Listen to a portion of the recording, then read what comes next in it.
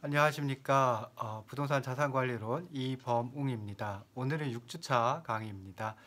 지난 5주차 강의에서는 영국과 일본의 부동산 자산 관리 제도에 대해서 살펴봤고요. 그리고 담보대출 관련 제도에 대해서 살펴봤습니다. 이번 주차 6주차에서는 주택 저당 채권과 주택 저당 채권 유동화 시장 그리고 부동산 간접 투자 시장에 대해서 살펴보도록 하겠습니다. 먼저 이제 주택 저당 채권과 주택 저당 채권 유동화 시장에 대해서 살펴볼 텐데요. 주택 저당 채권이라고 하는 것은 영어로 표현할 때 보통 모기지라고 표현을 합니다. 그래서 모기지 또는 주택 저당 채권이라고 하는 것은 금융회사가 주택을 담보로 채무자로부터 미래 대출금을 회수할 수 있는 권리를 의미한다라고 볼 수 있습니다. 그래서 그냥 쉽게 생각하면 부동산을 담보로 제공하고 신용, 그러니까 자금을 제공받는 금융의 한 형태라고 볼 수 있고요. 저당 대출, 저당 증서, 저당 금융제도 뭐 이런 걸 의미하는 게 모기지라고 생각을 해볼 수 있습니다. 우리나라에는 그 주택 저당 채권 유동화라고 하는 즉 MBS라고 하는 제도가 도입되기 전까지 미국에서 흔히 얘기하는 모기지하고 그리고 우리나라의 주택담보대출, 주담대라고 보통 표현하죠. 그래서 모기지와 주담대 그 차이가 좀 많았었습니다. 그 이후에는 이제 많이 줄어들고 지금은 이제 비슷한 좀 거의 동일한 의미로 사용을 하고 있습니다. 그래서 모기지는 차입자가 부동산을 담보로 해가지고 일정 금액을 융통하고 대출자가 그러니까 금융회사가 되겠죠. 대출자가 해당 부동산을 담보로 채권을 발행해서 제2차 저당 시장에서 거래 매매할 수 있는 것을 모기지라고 합니다. 우리나라의 주담대 예전의 주담대 같은 경우에는 제2차 저당 시장에서 거래 또는 매매가 불가능한 그런 형태였습니다. 그래서 이제 좀 차이가 있었는데요. 이렇게 이제 모기지라고 하는 모기지라고 하는 제도를 도입을 하고 난 다음에는 대출자가 소유한 저당권을 다른 사람에게 양도해 가지고 신용을 재창조를 할 수가 있습니다. 그래서 이것은 이제 모기지의 유동화, 그러니까 유동화라고 하는 것은 정말 유동성이라고 하는 의미를 가지고 그 표현을 가지고 생각해 보시면 되는데요. 부동산은 어떻게 보면은 유동화가 가장 어려우니까 유동성이 가장 낮은 자산이다라고 생각을 해볼 수 있는데 이것을 갖다 이제 지금처럼 대출 채권이라든지 아니면 어떤 증권이라든지 하는 형태를 통해 가지고 유동성을 높일 수 있는 것을 갖다가 유동화라고 얘기를 합니다. 그래서 모기지 유동화를 통해 가지고 이제 모기지 시장은 두 개의 시장으로 구분이 될 수밖에 없습니다. 그래서 제1차 저당 시장, 제2차 저당 시장 이렇게 크게 두 가지 시장으로다가 이제 구분이 되는데요. 제1차 저당 시장에서는 저당 대출을 원하는 그러니까 담보를 제공하고 대출을 받기 원하는 수요자, 차입자가 되겠죠.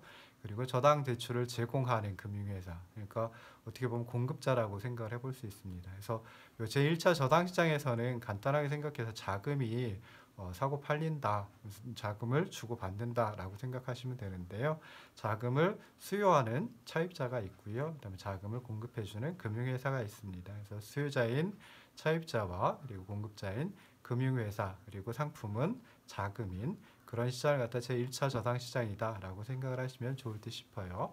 그리고 제2차 저당 시장이라고 하는 것은 이렇게 이제 금융회사가 저당 대출을 제공하고 난 다음에 자금을 제공하고 난 다음에는 이제 자금을 엄밀하게 얘기하면 이제 대출 채권을 기반으로 해가지고 증권을 만들어낼 수도 있고요. 아니면 그 대출 채권 자체를 갖다가 투자자들한테 매각을 할 수도 있습니다. 그래서 대출 채권을 직접 매각한다든지 아니면은 유동화 증권을 발행해가지고 매각한다든지 할 수가 있는데요.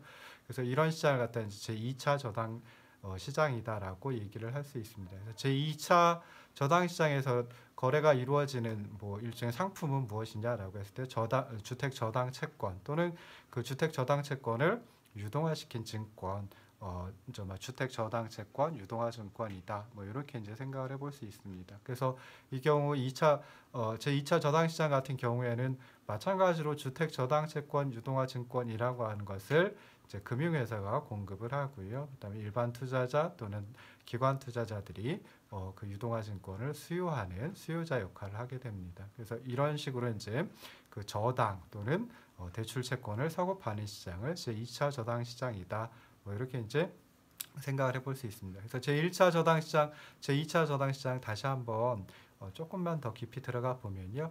제1차 저당 시장은 저당 대출을 원하는, 즉 자금을 빌리기 원하는 부동산 금융 수요자, 즉 차입자와 그리고 자금 또는 대출을 제공하는 금융회사, 공급자인 금융회사로 이루어지는 시장이다. 그래서 1차 저당 대출자, 뭐 금융회사가 이제 자금을 대출 1차 저당 시장에서 자금을 좀 공급을 하니까요. 1차 저당 대출자 뭐 이렇게 이제 표현을 하기도 합니다. 그래서 1차 저당 대출자 금융회사는 주택 등의 부동산을 구입하려고 하는 일반 수요자 그리고 이제 뭐 새로 부동산을 공급하려고 하는 건설업자에게 자금이 필요하니까 그 해당 부동산에 대한 저당을 설정하고 자금을 대출을 해줍니다. 그래서 1차 저당 대출자, 즉 금융회사, 뭐 은행 등의 금융회사는 설정된 저당을 자신의 자산 포트폴리오의 일부로 보유하기도 하고요. 그냥 가지고 있기도 하고요. 그리고 자금의 여유가 없다라고 하면은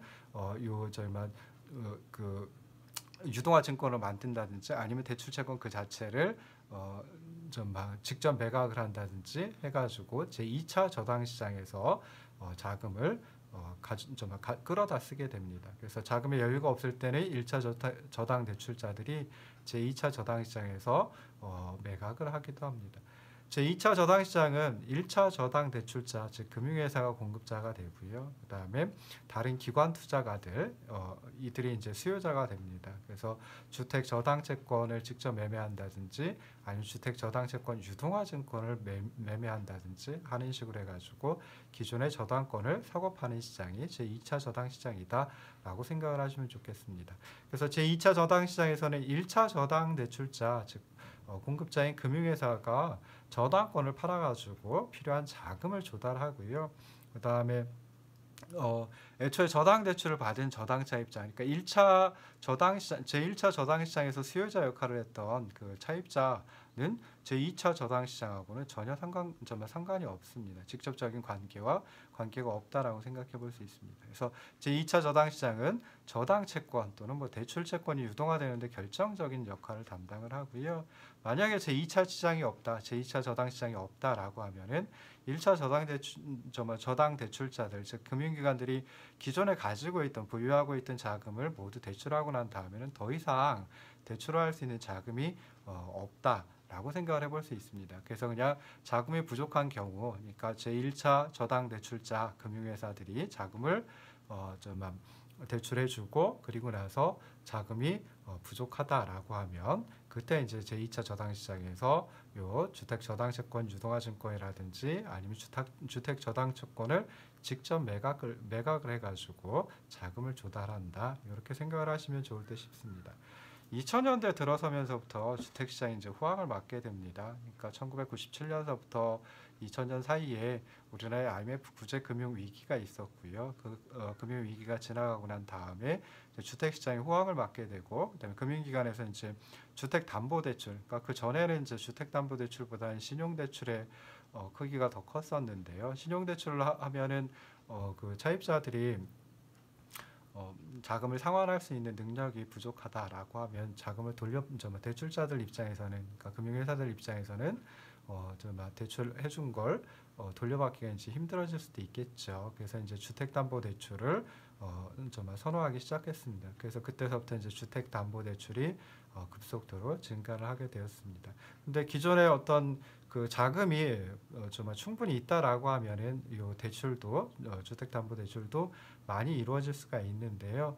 은행 등의 금융회사들이 가지고 있는 건 뭐 공공기금이라든지 아니면은 예수금, 그러니까 예금이나 적금을 받은 거, 그걸 가지고 이제 자금으로 조달을 하게 되는데, 이런 식으로 하다 보면 이제 자금 조달에 좀 한계가 있어서 자금 조달 방식의 다양화가 이제 요구가 되었습니다. 그래서 모기지 제도를 활성화를 해서 2004년에 유동화 중개기관으로 한국주택금융공사를 설립을 했고요.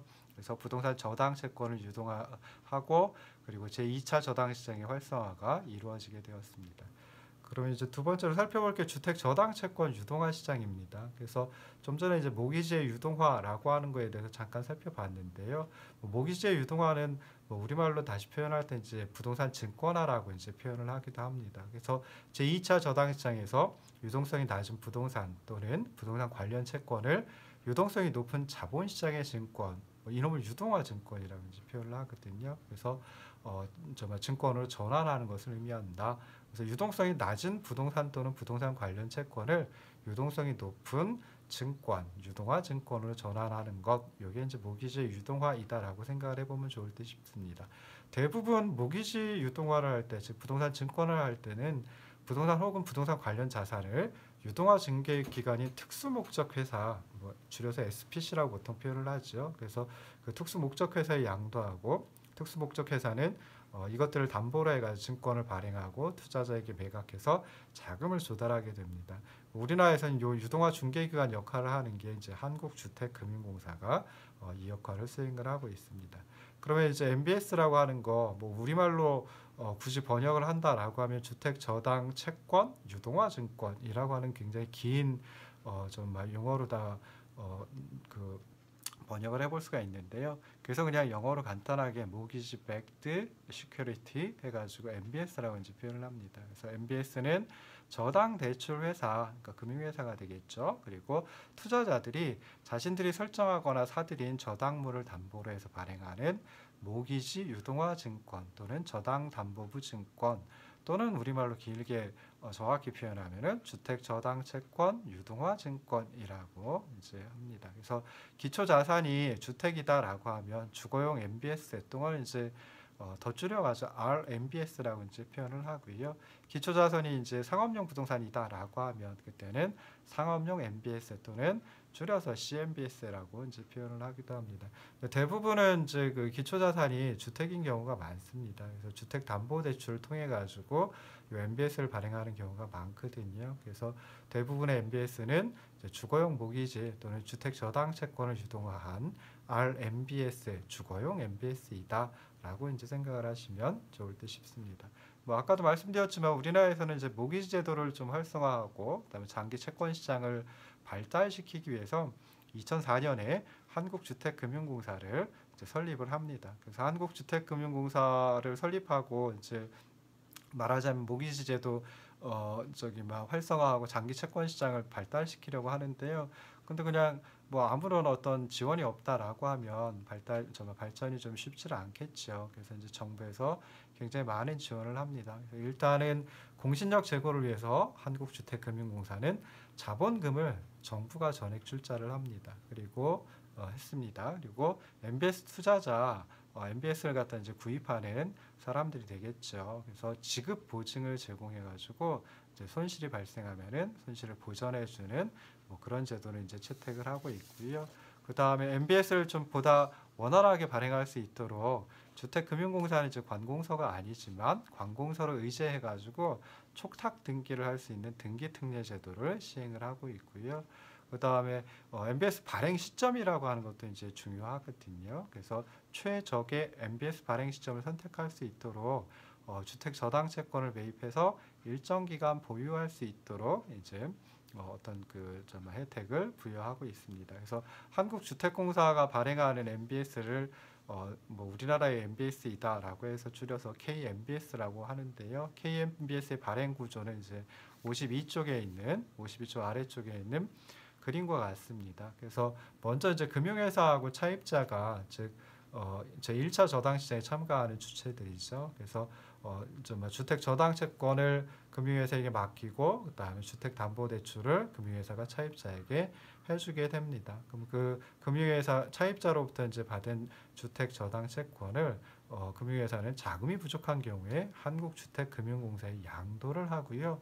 한국주택금융공사는 MBS만 하는 것은 아니겠죠. 그래서 MBS만 따로 이제 계정을 만들어 둡니다. 그래서 그놈을 갖다 이제 한국주택금융공사 신탁 계정이라고 하고, 그래서 주택금융공사는 이제 주택 저당 채권을 양도받은 후에 요 신탁 계정에다가 자기 신탁을 해버립니다. 그래서 자기 신탁은 그 위탁자가 자기 또는 제3자 소유의 재산 중에서 특수한 재산을 분리해서 그 재산을 자신이 수탁자로서 보유하고 수익자를 위해서 관리, 처분, 운용 등을 한다고 선언하는 것으로 설정하는 신탁을 자기 신탁이라고 합니다. 그러니까 이 부분만큼은 이제 별도로 관리하겠다, 별도로 처분하겠다, 별도로 운용해가지고 별도의 계정으로 놔두겠다, 뭐 이렇게 이제 선언하는 신탁을 자기 신탁이라고 얘기를 합니다. 그래서 한국주택금융공사가 이제 신탁 계정에다 신탁을 하고요. 그러면 이제 신탁 계정에서는 이제 투자자를 모읍니다. 그러니까 MBS를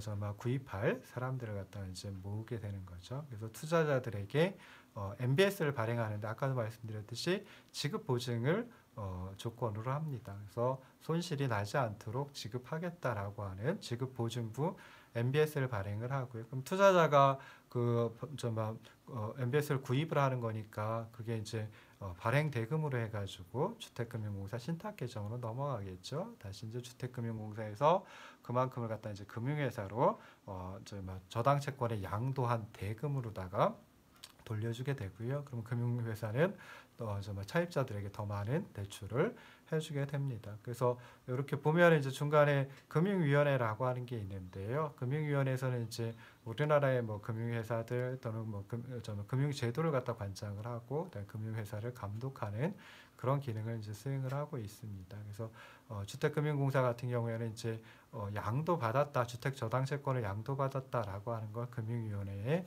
등록을 하고요. 그 다음에 또 신탁계정에 신탁을 했다라고 하는 것도 이제 금융위원회에 등록을 합니다. 그래서 이런 과정을 통해 가지고 금융위원회가 투자자를 갖다 이제 보호하는 그런 역할을 수행한다. 그래서 이런 그 발행 구조를 가지고 있다. 뭐 이렇게 이제 생각을 하시면 좋을 듯 싶습니다. 우리나라 그 MBS 시장의 규모를 갖다 이제 잠깐 살펴보면요. 2004년에 MBS 발행 금액이 한 3조 160억 원 정도였습니다. 그게 이제 2019년에 27조 4,230억 원으로 크게 이제 증가를 했고요. 그다음에 발행 금액에서 상환하고 남은 금액 그걸 갖다 이제 증권 잔액이라고 이제 표현을 하는데요. 증권 잔액도 보면 2019년에 26조 한 5,414억 원 정도에 이제 달할 정도로 굉장히 크다라고 생각해 볼 수 있습니다. 그래서 MBS 발행 금액 53쪽의 아래 그 표에서 이제 살펴보면 한 3차례 정도 갑자기 이제 증가를 합니다. 급속하게 이제 증가를 하는데요. 처음에 이제 2009년에 굉장히 크게 증가를 합니다. 그래서 2009년에 증가했던 거는 이제 만기가 21년을 초과하는, 보통 MBS는 만기가 20년 정도까지인데요. 21년을 초과하는 그런 그 민간 부문의 유동화 실적, 요것도 이제 그때서부터 2009년서부터 한꺼번에 이제 잡히기 시작했습니다. 그리고 2012년에도 이제 발행 금액이 크게 증가하는데요. 이때는 이제 그 전에는 잡히지 않았던, 계상되지 않았던 모기지 MBS 수합 방식에 의한 민간 유동화 실적까지도 이제 잡히게 돼가지고 계상되게 돼가지고 그 2012년에도 이제 굉장히 크게 MBS 발행 금액이 크게 증가를 했습니다. 그 다음에 중요한 게 이제 2015년인데요. 그래서 2015년에도 MBS 발행 금액이 크게 증가를 했는데 이때는 이제 우리나라의 그 가계부채 문제가 좀 많이 대두가 되었습니다. 그래서 가계부채 구조를 개선하기 위해서 안심전환대출이라고 하는 걸 도입을 했고요. 그 안심전환대출을 기초자산으로 하는 신규 MBS 발행이 한 30조 800억 원 정도에 달했다라고 합니다. 그래서 그것 때문에 이제 발행 금액이 2015년에는 한 55조 2,193억 정도가 되었던 것이다라고 생각을 하시면 되고요. 2016년에는 이제 조금 줄어들었죠. 그리고 그 이후에 2019년까지 보면은 좀 약간씩 감소하긴 하긴 했지만은 뭐 그래도 어느 정도 이제 유지가 되고 있다라고 생각해 볼 수 있습니다. 그래서 2004년서부터 2019년까지 그 연평균 증가율을 보면 한 15.85% 정도 됩니다. 그러니까 평균적으로 발행 금액이 15.85% 정도 증가했다라는 거니까 한 15년 동안 굉장히 크게 그 성장했다, MBS 시장이 성장했다라고 생각을 해볼 수 있습니다. 그래서 이렇게 해가지고 이제 MBS 시장까지 살펴봤는데요. 자, 그리고 이제 두 번째로 살펴볼 게 그 부동산 간접 투자 시장입니다. 그래서 부동산 간접 투자 시장이라고 하는 것은 이제 먼저 정의를 내리면 그냥 간단하게 다수의 투자자로부터 자금을 모집하고요. 그 다음에 모집한 자금을 부동산 관련 유가증권 그리고 부동산 관련 대출 등으로 운용하고 그리고 나서 이제 수익이 나면 그 수익을 투자자에게 분배하는 부동산 간접 투자 상품이 거래되는 시장을 부동산 간접 투자 시장이라고 얘기를 합니다. 뭐 부동산 간접 투자 시장은 일반적인 간접 투자 시장의 일부이다라고 생각을 해볼 수 있겠죠. 그래서 간접 투자 시장의 본질적인 성격하고 같습니다. 그러니까 뭐 증권이라든지 주식이라든지 채권이 거래가 되는 간접 투자 시장의 본질적 성격하고 같은데요. 다만 이제 운용 대상이 되는 자산이 부동산이기 때문에 이 부동산이라는 자산의 본질에 따라서 좀 자본 조달 및 운용 행태가 다르다라고 생각해 볼 수 있습니다.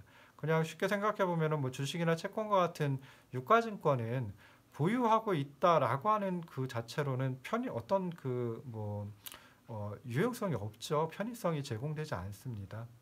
대신에 이제 뭐 주식 같은 배당을 받고요. 그다음에 채권 같은 이자를 받죠. 그래서 그런 수익을 얻을 수 있고요. 그다음에 주식이나 채권을 뭐 사고 팔고 하면서 자본이득, 그러니까 거래 차익을 매매 차익을 얻을 수가 있습니다. 그래서 그런 걸 통해서 가치를 창출하는 데 비해서 부동산은 이제 좀 다릅니다. 좀 전에 말씀드렸던 뭐 수익과 자본이득이라고 하는 자산 가치도 가지고 있고요. 그다음에 부동산이 실제 생활을 하면서 사용 가치, 즉 보유 자체로 어떤 편의성을 제공받는 그런 사용 가치를 동시에 내포하고 있다라고 하는 점에서 일반적인 유가증권하고 그리고 부동산은 좀 차이가 납니다. 그러니까 일반적인 간접 투자 시장하고 또 부동산 간접 투자 시장은 조금 뭔가 차이가 난다라고 생각을 해볼 수 있겠죠.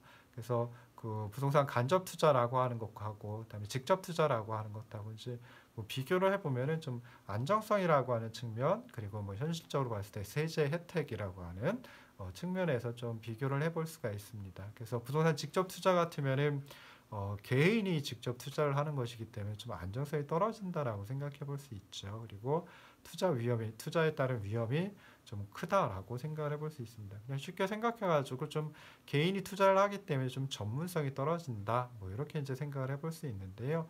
부동산 간접 투자 같으면 안정성 측면에서 보면은 소액 투자를 통해 가지고 그 부동산 간접 투자 개인이 부동산 간접 투자할 때 이제 뭐 큰 금액을 투자를 하지는 않습니다. 그래서 상대적으로 좀 적은 금액 소액 투자를 통해서 좀 안정적이고 검증된 어떤 부동산 투자를 하는 게 가능하고요. 그다음에 배당 수익이라든지 매각 차익이라든지 하는 것도 좀 안정적으로 얻을 수 있다. 그리고 전문 운용 인력들이 있기 때문에 위험 관리도 어느 정도 가능하다라고 생각을 해볼 수 있습니다. 세제 혜택 측면에서 보면은 부동산 간접 투자 같은 경우에는 취득세 30%를 감면을 해주고 있습니다. 그리고 이제 직접 투자를 한다라고 하면은 뭐 이런 감면이 없죠. 그리고 이제 그 토지분 보유세가 있는데요. 토지분 보유세 같은 경우에 직접 투자한다, 내가 부동산을 직접 매입을 해가지고 뭐 운영을 한다라고 하면은 그때는 이제 토지가 내 소유이기 때문에 그 부동산 말고, 그러니까 투자 부동산 말고 다른 부동산, 다른 소유하고 있는 부동산까지 합쳐가지고 토지분 재산세를 토지분 재산세와 그리고 이제 종합부동산세를 부과를 하고 있습니다. 그러다 보니까 토지분 보유세는 좀 전에 말씀드렸던 토지분 재산세와 종합부동산세는 누진적인 세율 구조로 되어 있거든요. 그러다 보니까 좀 높은 세율이 적용을 받는다라고 생각해 볼 수 있는데 부동산 간접 투자 같은 경우에는 토지분 보유세에 대해서 분리과세를 하고 있습니다. 그러니까 다른 보유하고 있는 토지하고 별도로다가 이제 그 과세를 하고 세금을 매기고 있거든요. 그러다 보니까 좀 낮은 세율이 적용될 수 있는 그런 점이 있고요. 그 다음에 부동산 간접 투자 같으면은 양도소득세를 비과세하고 있습니다. 특히 이제 상장 주식 같은 경우에는 양도소득세가 매겨지질 않고 있거든요. 근데 부동산 직접 투자 같으면은 당연히 양도소득세 그 과세가 이루어지고요. 그리고 또 국민주택 채권 같은 것도 매입해야 될 의무를 가지고 있습니다. 이런 점에서 보면 즉 안정성이라든지 세제 혜택이라든지 하는 점에서 보면은 직접 투자보다는 간접 투자가 조금 더 바람직하구나. 투자자 입장에서는 바람직하구나라고 생각해 볼 수 있습니다. 그럼 이런 간접 투자, 부동산 간접 투자 시장이라고 하는 게 어떻게 우리나라에서 발전이 되어 왔는지 잠깐 연영을 갖다 이제 살펴보면요. 우리나라의 부동산 간접 투자는 이제 그 신탁업법이라고 하는 걸 통해 가지고 처음 도입이 되었습니다. 그래서 신탁업법에 이제 신탁 대상으로서 부동산이 이제 들어가 있었거든요. 그래서 부동산 신탁으로부터 이제 출발했다라고 생각을 해볼 수 있는데, 그런데 중요한 것은 이 부동산 신탁은 사실은 부동산 간접 투자 상품이라고 보기는 좀 어렵습니다. 그래서 실제로 이제 IMF 구제금융 위기 이전에는 부동산 관련 투자 또는 부동산 관련 금융제도는 부동산 신탁하고 은행 대출 이 두 가지로 한정이 돼 있었고요. 이것들은 뭐 부동산 간접 투자이다라고 보기가 어렵죠. 그런데 비로소 1998년에 자산 유동화에 관한 법률이 제정이 되고요. 그래서 거기서 자산 유동화 증권 ABS라고 하는 게 도입되었습니다. 뭐 1998년에 도입이 되긴 했는데 이때가 이제 IMF 구제금융 위기 기간이었기 때문에 사실 활성화되지는 않았고요. 그다음에 구제금융 위기 거치면서 이제 ABS 제도 도입을 하긴 했는데, 근데 좀 ABS 뭐 운영하는 그 주체들의 어떤 전문성이 결여된다 라든지 하는 점 부각이 돼서 부동산 간접 투자 시장은 좀 상당한 변화를 겪게 되었습니다. 그래서 2001년 7월에 부동산 투자 회사법이 제정되었고요. 그래서 2002년 1월에 우리나라 최초의 부동산 투자 회사 리츠가 인가를 받게 되면서 부동산 간접 투자 시장이 좀 제도적인 어떤 지원을 갖추기 시작했다라고 생각해 볼 수 있습니다. 근데 이렇게 리츠가 인가를 받으면서, 이 리츠가 도입되고 리츠가 인가를 받으면서 좀 굉장히 큰 기대를 했었습니다. 근데 그 기대와는 다르게 이제 리츠가 처음에 도입되었을 때는 그 구조조정 기업의 부동산 처분이라는 역할에 치중해가지고 일반적인 어떤 간접 투자 상품으로서의 역할은 좀 제대로 하지 못했다라고 생각을 해볼 수 있습니다. 그래서 뭐 이렇게 그 구조조정 기업의 부동산 처분이라는 점에 비해서 보면은 좀 막 그런 어떤 뭐랄까요, 좀 구조조정의 대상이 되는 기업이 소유하고 있는 부동산 처분 요거에 이제 주로 초점을 맞췄기 때문에 좀 기대와는 달리 좀 크게 성장을 하지 못했고요. 그 다음에 은행의 부동산 투자 신탁도 과거의 어떤 그 건설자금 대출하고 이제 비슷한 역할을 수행을 했습니다. 그리고 이제 2002년 이후에는 그 은행의 어떤 프로젝트 대출, 그러니까 프로젝트 파이낸싱, PF 대출이 이제 활성화되면서 이 리츠의 어떤 스탁고가 주춤거리는 양상을 보였습니다. 그리고 이제 2003년부터 우리나라 간접 투자 시장에 이제 근본적인 어떤 변화가 시작되었습니다. 그래서 본질적으로 이제 동일한 기능을 가진 행위가 있다라고 하면 뭐 규제를 받더라도 동일한 규제를 받는다든지 해야 되는데요. 업무 영역이 차이가 난다 해가지고 차별적인 규제를 받고 있었습니다. 다시 말해서 은행이냐, 투자신탁사냐, 또는 보험회사냐 라는 거에 따라 가지고 어떤 행위에 대해서 좀 차별적인 규제를 받고 있었거든요. 그런데 좀 더 자유로운 시장 환경 조성을 위해서 2003년 10월에 간접투자자산운용업법, 줄여서 간투법이라고 합니다. 그래서 이 간접투자자산운용업법, 간투법이 제정이 되었고요. 2004년 3월에 이제 동법 시행령을 제정을 합니다. 그래서 간투법을 통해 가지고 은행이냐, 투자신탁이냐, 보험회사냐 이렇게 이제 업역별로 나누어 가지고 규제를 했었는데요. 이 간투법 시행 이후에는 좀 간접 투자 행위라는 어떤 그 동일한 기능을 수행하고 있기 때문에 이 기능에 대해 규제하는 기능별 규제 체계로 좀 통합을 했습니다. 그리고 이제 우리나라의 그 2009년 2월에 굉장히 또 큰 사건이 하나 있었죠. 그래서 자본시장과 금융투자업에 관한 법률 줄여가지고 자본시장법 또는 뭐 자본시장통합법, 줄여서 자통법이라고 이제 또 표현을 하시는 분들도 있습니다. 그 법제처에서는 이제 자본시장법이라고 이 법의 약칭을 붙여놨습니다. 그래서 자본시장법이 시행되면서요, 그 금융투자업 여러 가지 업종이 있는데 상호간에 이제 겸업이 허용이 됐고요. 그러니까 뭐 은행이 이제 보험 영업을 할 수도 있게 되고 뭐 그런 식으로 이제 바뀌게 된 겁니다. 그리고 규제도 이제 포괄주의 규제로 전환을 하게 됩니다. 그래서 그 전에는 이제 열거주의였는데요. 규제가 열거주의였는데 이때 이제 포괄주의 규제로 전환을 합니다. 포괄주의라고 하는 것은, 포괄주의 규제라고 하는 것은 어떤 거냐면요, 뭐 제한하고 있는 것 또는 금지하고 있는 규정 및 사항을 쭉 나열을 하고요. 그리고 나머지는 그냥 원칙적으로 모두 다 자유롭게 해도 된다라고 규정하는 것을 포괄주의 규제라고 합니다. 그럼 이제 그 이전에 했던 열거주의 규제는 뭐냐면요. 원칙적으로 모든 것을 규제하고 안 된다라고 하고 그리고 예외적으로 좀막 규제나 금지가 되지 않는 사항을 나열해 놓는 걸 열거주의라고 이제 얘기를 합니다. 그래서 그 전에는 열거주의 규제였었는데요. 요 자본시장법 제정하면서 포괄주의 규제로 좀 전환을 합니다. 그리고 자본시장법에서 이제 투자자의 보호를 확대하는 그런 조항을 많이 만들어 뒀고요. 그리고 증권사가 이제 지급 결제 업무를 수행할 수 있도록 해줬습니다. 그래서 이 자본시장법 또는 뭐 자통법, 뭐 자본시장과 금융투자업에 관한 법률 2009년 2월서부터 이제 시행이 됐었는데요. 이때 이제 굉장히 많은 변화들이 나타나기 시작했습니다. 그래서 자본시장법은 이제 그 간투법 아까 그 간접투자자산운용법 상의 그 부동산 간접투자기구 이걸 이제 부동산 펀드라고 이제 얘기를 하는데요.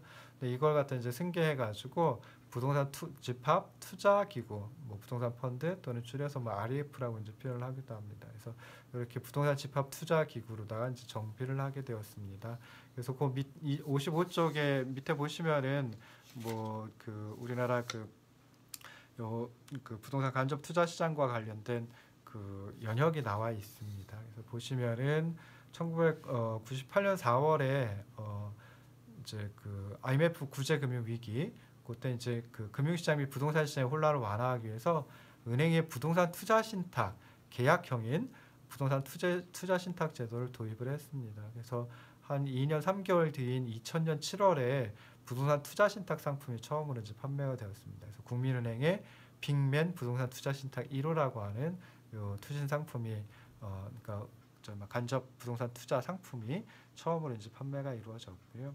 1998년 9월에 이제 그 자산유동화법을 제정을 해가지고 자산담보부증권 아까 잠깐 말씀드렸던 ABS라고 하는 게 제도가 도입이 되었고요.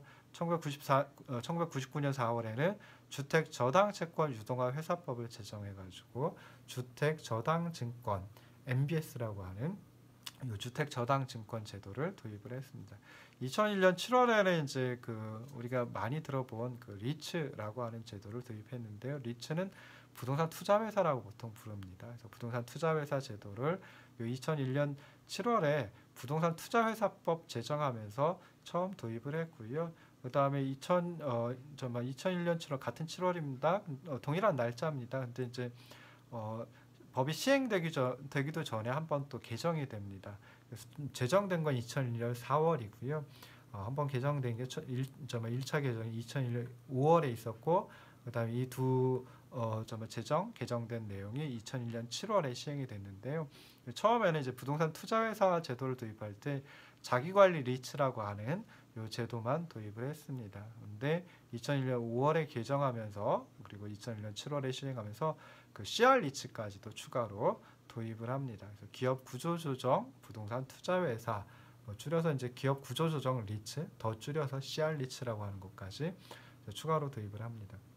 그다음에 2004년 1월에는 그 간접 투자자산 운용화법을 제정을 해가지고요. 부동산 간접 투자기구 우리가 흔히 부동산 펀드라고 부르는 제도를 도입을 했고요. 그다음에 2004년 12월에 이제 간투법 개정 시행하면서 회사 형태인 부동산 투자회사 제도도 이제 그 도입을 했습니다.